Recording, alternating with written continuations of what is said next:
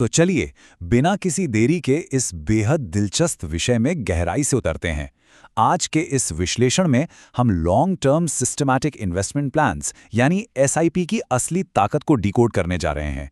ET wealth CRISIL study के ऐतिहासिक data का इस्तेमाल करते हुए आज हम तथ्यों के जरिए समझेंगे कि आखिर 10 साल तक बाजार में टिके रहना किस तरह से जोखिम को लगभग खत्म कर देता है और ऐसे शानदार रिटर्न देता है जो किसी को भी हैरान कर दें। अब जरा इस 0% के आंकड़े पर गौर करें। ये कोई तुक्का या अनुमान नहीं है।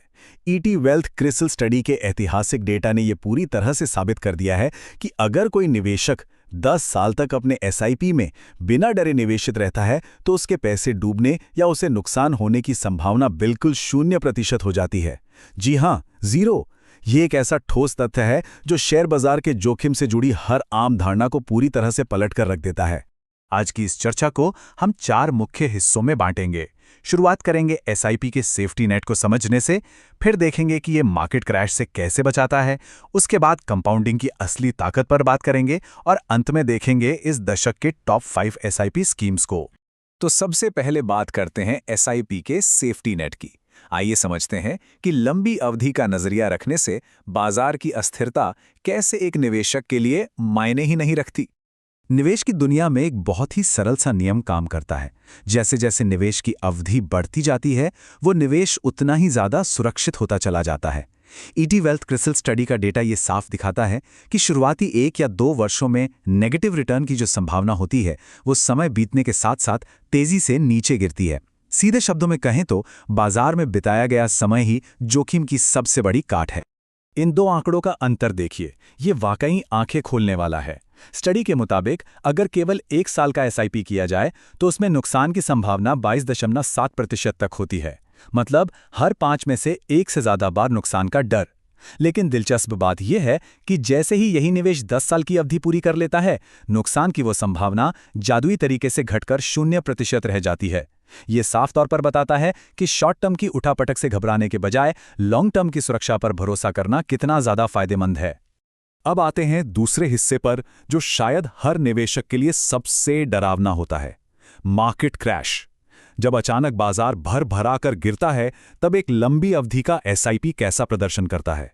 ये एक ऐसा सवाल है जिसका जवाब हर कोई जानना चाहता है। ब्लैक स्वान इवेंट्स जैसे कि 2020 की शुरुआत में कोविड-19 महामारी के कारण आया वो भयानक मार्केट क्रैश, किसी भी निवेश रणनीति के लिए सबसे कड़ा इम्तिहान होते हैं। आइए सीधे ऐतिहासिक डेटा के पन्नों से देखते हैं कि उस मुश्किल दौर में हकीकत में लंबी अवधि के निवेशकों के साथ क्या हुआ था। इस टाइमलाइन पर एक नज़र डालिए। 13 फरवरी 2020 को एक 9 साल पुराने एसआईपी का औसत रिटर्न करीब 13.20% पर मजबूती से खड़ा था। लेकिन फिर महामारी का खौफ फैला और 23 मार्च 2020 तक बाजार अपने सबसे निचले स्तर पर आ गिरा। चारों तरफ त्राही त्राही मची थी। लेकिन इस भारी गिरावट के बावजूद उस 9 साल वाले एसआईपी का औसत रिटर्न 3.50% पर बना रहा। सबसे बड़ी और गौर करने वाली बात यह है कि ये कभी भी 0 से नीचे यानी नेगेटिव टेरिटरी में नहीं गया। इतने भयानक क्रैश के बावजूद एक लंबा निवेश सकारात्मक ही रहा। और रिकवरी की रफ्तार तो देखिए, ये 2 दिन का आंकड़ा बिल्कुल चौंका देने वाला है। उसी कोविड क्रैश के दौरान जहां 1 साल के नए निवेशकों को नुकसान से उभरकर वापस पॉजिटिव रिटर्न तक पहुंचने में पूरे 122 दिन लग गए, वहीं 9 साल के अनुभवी निवेशकों के पोर्टफोलियो को वापस पॉजिटिव टेरिटरी में आने में सिर्फ और सिर्फ 2 दिन लगे। वाकई लंबी अवधि का निवेश सबसे बुरे दौर में एक मजबूत ढाल बन जाता है। चलिए आगे बढ़ते हैं तीसरे हिस्से की ओर, कंपाउंडिंग की असली ताकत। यहां सबसे बड़ा मंत्र यही है कि बाजार को टाइम करने की कोशिश करने से कहीं ज्यादा जरूरी है उसे ज्यादा समय देना। इस संदर्भ में वित्तीय विशेषज्ञ प्रवीण अग्रवाल का ये कथन बिल्कुल सटीक बैठता है। उनका मानना है कि एसआईपी में 10 साल पूरे करना केवल प्रतिशत और रिटर्न के आंकड़ों का खेल नहीं है।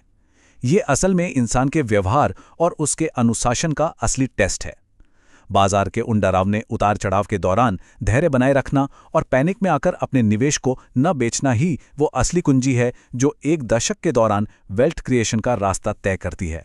ट्रूवांटा वेल्थ के फाउंडर कीर्तन शाह की ये बात इस पूरे कंसेप्ट को और भी बेहतरीन ढंग से समझाती है।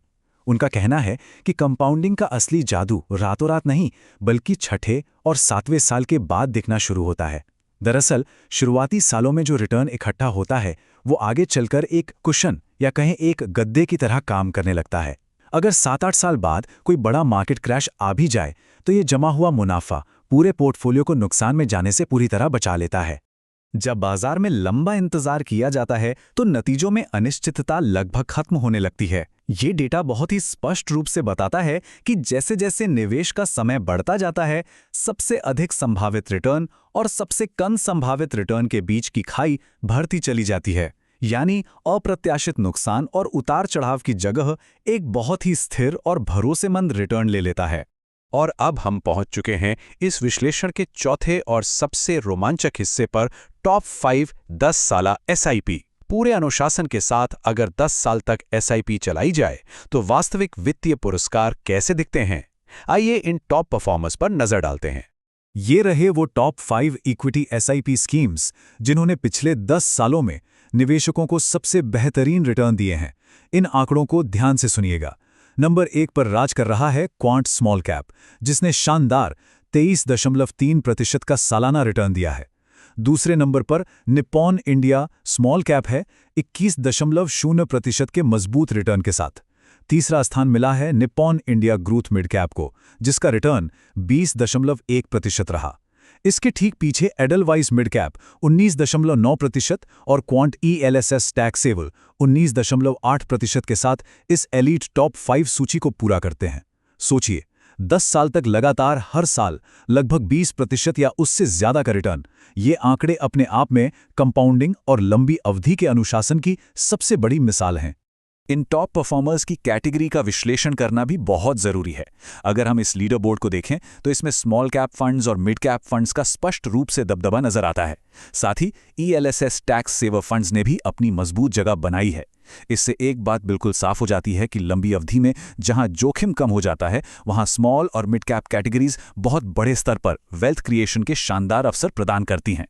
इस पूरे विश्लेषण को समेटते हुए जो सबसे बड़ा सबक मिलता है वो ये है कि बाजार का स्वभाव ही ऊपर नीचे होना है। लेकिन सबसे बड़ा सवाल ये है कि क्या निवेश का यह अनुशासन अगले बड़े मार्केट क्रैश का सामना कर पाएगा? आज हमने जो ऐतिहासिक डेटा देखा वो चीख चीख कर यही कहता है कि जो लंबे समय तक टिका रहता है, अंततः जीत उसी की होती है। तो अगली बार जब बाजार में डर का माहौल हो और हर कोई घबरा रहा हो तो इन 10 सालों के डेटा और 0% रिस्क वाले आंकड़े को जरूर याद रखा जाना चाहिए। आज के इस विश्लेषण में बस इतना ही। इस अनुभवजन्य प्रमाण पर विचार करें और एक अनुशासित लंबी अवधि के वित्तीय सफर की ओर अपने कदम बढ़ाएं।